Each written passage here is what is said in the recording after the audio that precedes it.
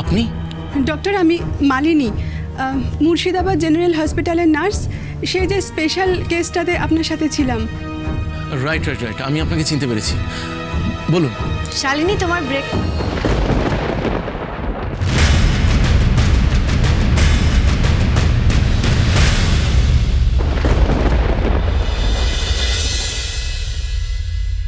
আকাশ, তুই কি করছিস?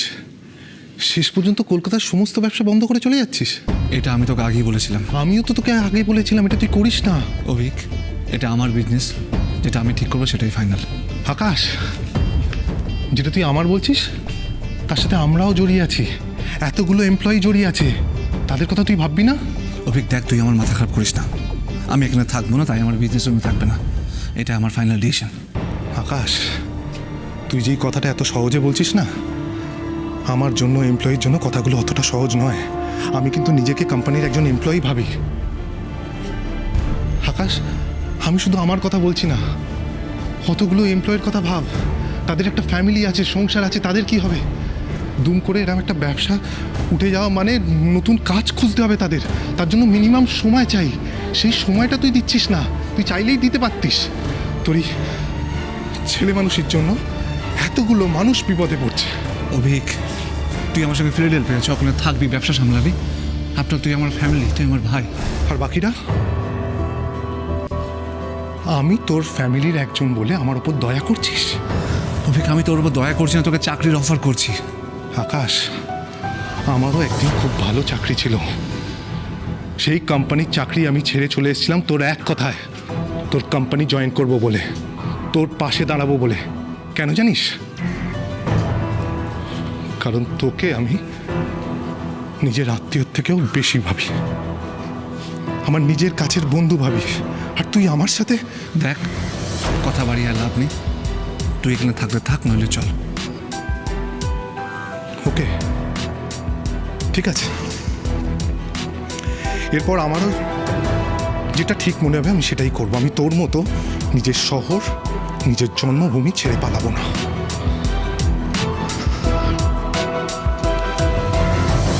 আর একটা কথা আকাশ, অফিসিয়ালি কোম্পানি বন্ধ হওয়ার নোটিশ পাওয়ার আগেই আমি আমার রেজিগনেশন তোকে দিতে চাই। শুধু সই করাটা বাকি ছিল। এক মিনিট।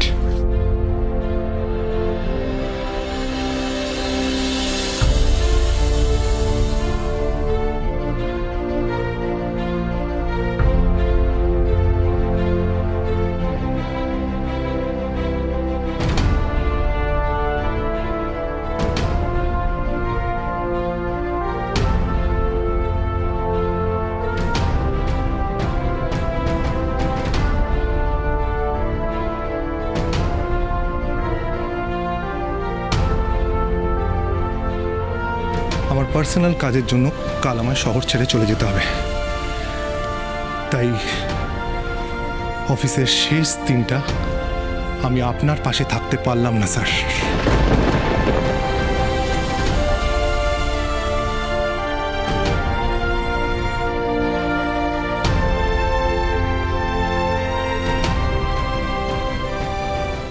ভালো থাকিস,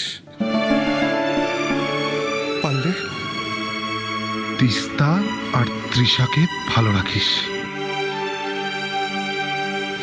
অভিক, তুমি এরকম কেন করছো? আকাশ তো এমনিতেই একা, আর তুমি যদি এরকম করো আরো একা হয়ে যাবে। যে একা থাকতে চায় তাকে একা থাকতেই দেওয়া উচিত মেঘনা।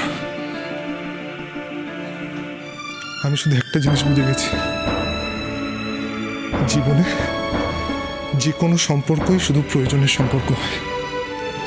অভিক, তোমার কি হয়েছে বলো না? আমি অনেক দিন ধরে লক্ষ্য করছি তুমি কিছু একটা লুকোচ্ছ, তোমার কিছু একটা হয়েছে। কি হয়েছে অভিক, বলো না। মেঘনা, আমি কদিনের জন্য চেন্নাই যাব। তুমি চাইলে টিয়াকে নিয়ে তোমার মায়ের কাছে কিছুদিনের জন্য ঘুরে আসতে পারো। চেন্নাই? কিন্তু কেন?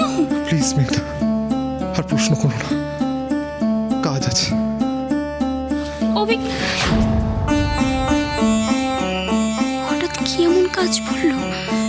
আমাকে কিছু না জানিয়ে চেন্নাই চলে যাবে বলছে।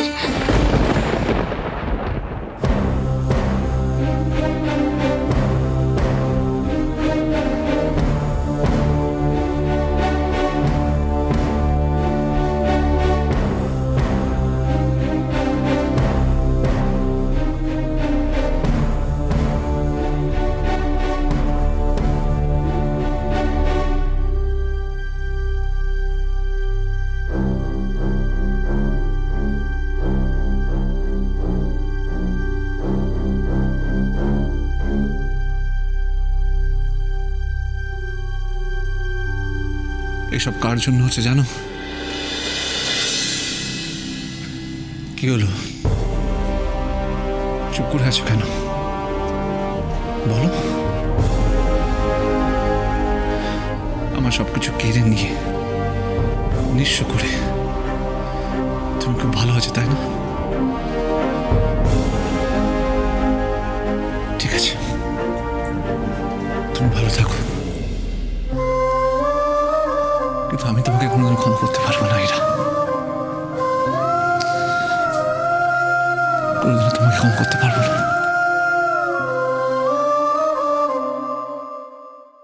ডক্টরের সাথে তো আমি আপনার ডেলিভারি রুমে ছিলাম। আপনি আমাকেও আগে দেখেছেন, আগে থেকে চিনতেন? আপনি আমার পরিবারের কাউকে চেনেন? আমার নাম কি আপনি জানেন? চুপ কথা